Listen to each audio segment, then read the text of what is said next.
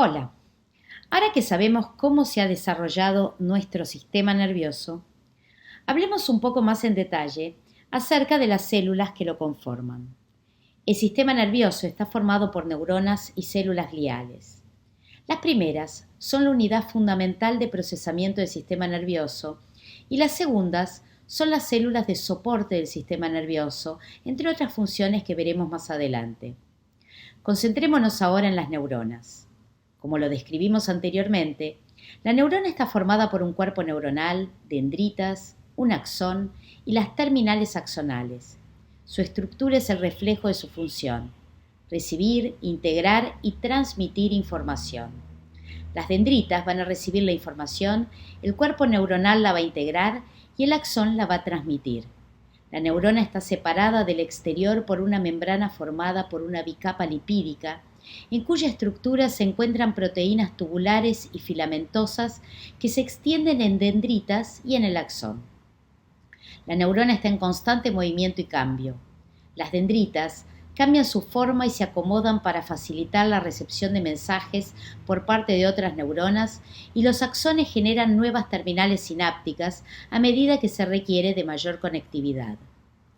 La comunicación entre neuronas se llama sinapsis, y aunque resulte complicado y poco claro, el lugar físico donde se produce esta comunicación recibe el mismo nombre.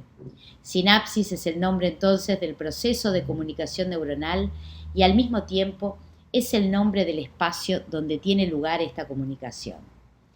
Las dendritas reciben mensajes de múltiples axones y cada mensaje produce un impulso que puede ser excitatorio o inhibitorio, contribuyendo a decidir si se formará un potencial de acción en esa neurona.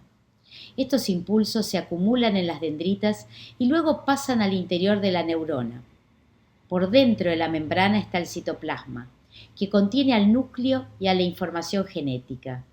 Allí se encuentran los ribosomas, encargados de la síntesis de proteínas, el retículo endoplasmático, que sirve de cisterna de almacenamiento y transporta sustancias a través del citoplasma, el complejo de Golgi, que envuelve con una membrana sustancias que segrega la célula, los lisosomas, que mediante la actividad de enzimas destruye sustancias de desecho, los microtúbulos y las proteínas que componen el esqueleto de la neurona y van a transportar sustancias de un lugar a otro, y las mitocondrias, donde se producen la mayoría de las reacciones químicas que otorgan nutrientes y energía a la neurona. Vayamos a las ramificaciones de las neuronas. Las dendritas presentan pequeñas protuberancias llamadas espinas dendríticas y es allí donde suele producirse la sinapsis. Cada dendrita puede tener cientos o miles de espinas dendríticas, facilitando la posibilidad de contacto entre neuronas. Las proteínas que son transportadas a las espinas dendríticas son fundamentales para establecer y para mantener la conectividad neuronal. Las terminales axonales van a permitir el ingreso de factores de crecimiento. Estos serán transportados al núcleo y allí actuarán sobre la expresión de genes involucrados en la producción de proteínas. Este proceso permite que las dendritas crezcan o modifiquen su forma o su función para facilitar la conectividad entre las neuronas. Los axones son tubos largos y delgados que suelen estar recubiertos por una vaina de mielina. Su función es conducir la información desde el cuerpo neuronal hasta los botones terminales.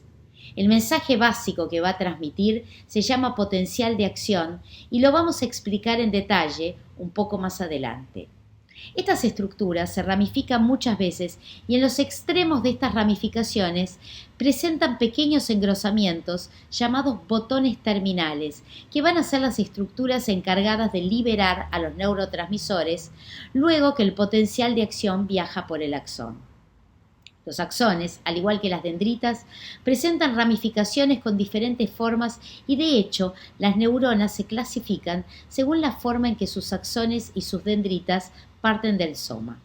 Así vamos a tener neuronas multipolares, bipolares y unipolares. Las neuronas multipolares son las que aparecen con mayor frecuencia en el sistema nervioso central. En este tipo de neurona, la membrana emite un axón y los brotes de muchas ramificaciones dendríticas.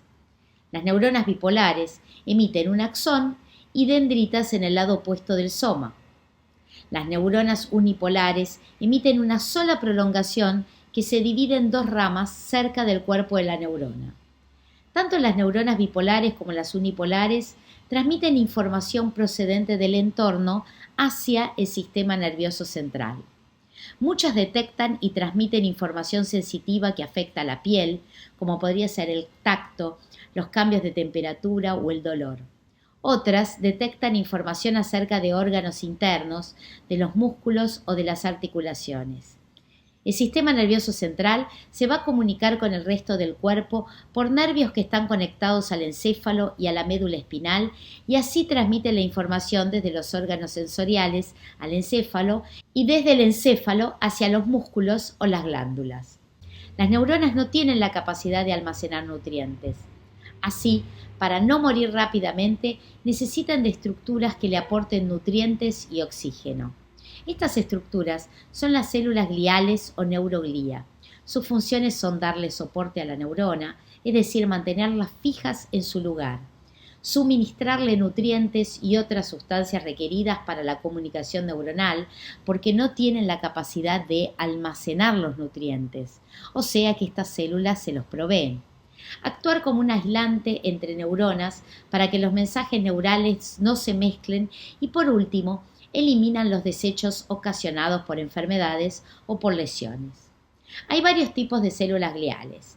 Los astrocitos son células en forma de estrella y tienen como función darle soporte a la neurona, nutrirla y limpiar los desechos del encéfalo. Están enrollados en vasos sanguíneos y en partes de la neurona, proporcionando el soporte y pasando los nutrientes que reciben de los capilares a las neuronas. También rodean y aíslan la sinapsis, evitando la dispersión de los neurotransmisores liberados por los botones terminales. Cuando encuentran desechos de las neuronas por muerte neuronal o por lesiones, se desplazan y los engullen. Este proceso se llama fagocitosis. Una vez que finalizaron este proceso, formarán una red que ocupa el lugar vacío y un tipo especial de astrocito sellará el área formando tejido cicatrizal. Los oligodendrocitos son células gliales que le van a dar soporte a los axones y además van a producir la vaina de mielina del sistema nervioso central. La mielina es un tubo lipídico que rodea los axones y con esto acelera la conducción del impulso nervioso y aísla los axones. Pero no lo hace en forma continua, sino que la mielina se estructura en segmentos de aproximadamente 1 milímetro de longitud con un espacio entre cada segmento de axón sin recubrir. Cada espacio de axón se llama nodo de Ranvier, como referencia a su descubridor. La microglía representa las células gliales de menor tamaño.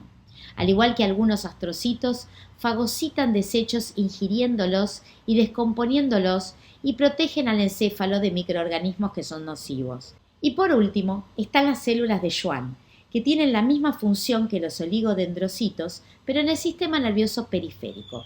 Por lo tanto, son también encargados de la producción de mielina y tienen función de sostén. En el sistema nervioso periférico, cada segmento de mielina está formado por una célula de Schwann que se encuentra enrollada múltiples veces en el axón. Tienen una función extra. Las células de Schwann tienen la capacidad de contribuir en la eliminación de desechos ocasionados por muerte celular o lesión cerebral, y luego de que la región está limpia, se disponen formando cilindros que van a servir de guía para el crecimiento de los brotes que surjan en los axones. Así, aunque las partes distales del axón morirán de todos modos, las proximales, si encuentran cilindros formados por células de Schwann, crecerán rápidamente, restableciendo la conectividad y la funcionalidad. Lamentablemente, el sistema nervioso central no cuenta con esta posibilidad, ya que si se daña un nervio perteneciente al encéfalo o a la médula espinal, sus brotes se encontrarán con tejido cicatrizal formado por los astrocitos y sus axones no restablecerán las conexiones originales. Decíamos hace un momento que la neurona recibe, integra y transmite información. ¿Pero cómo lo hace? Las funciones que cumplen las neuronas dependen de una serie de procesos que veremos en los próximos videos, comenzando en el próximo con la descripción de la actividad eléctrica de la neurona. Me despido por ahora de ustedes, soy Gabriela González Alemán, no duden en consultar en el aula virtual. Muchísimas gracias.